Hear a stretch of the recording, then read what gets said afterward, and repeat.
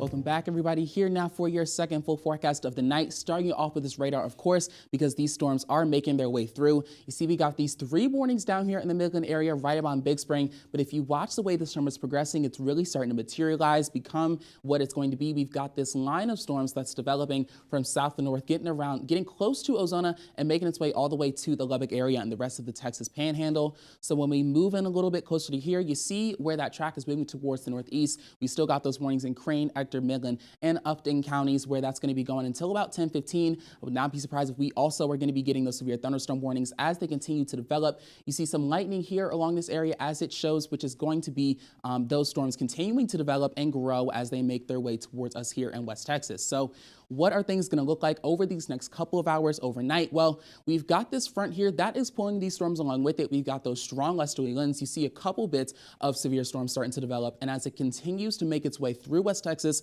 right around midnight, this is when the hotspot's really going to be. It's not looking like we'll see much tornadic activity, but this time is when we're going to have the highest instability. You see from Sterling City all the way up to Asperon, even near Benjamin and Knox County. That's where we're going to get the most of those severe storms, particularly in the Big Country. But that front is just going to keep on moving along as we get through the morning, continuing along that line, having those severe storms make their way closer to Eastland, passing through Throckmorton. And by the time you're waking up Thursday morning, we're going to be mostly in the clear.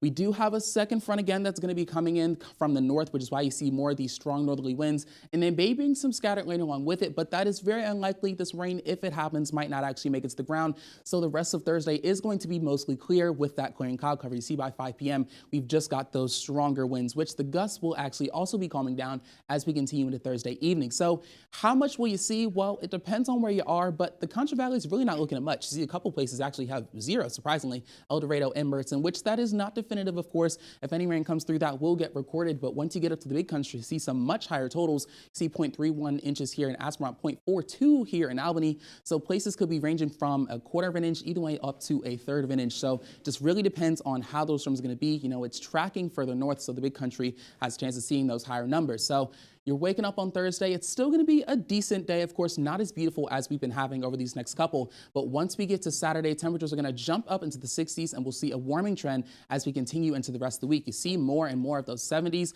but lows are going to start to be a little bit cooler. You see only 45 degrees tonight, so that'll be nice. But the next 2 nights afterwards will stay under freezing until we get halfway through the weekend, and we'll see a little bit of those warmer temperatures.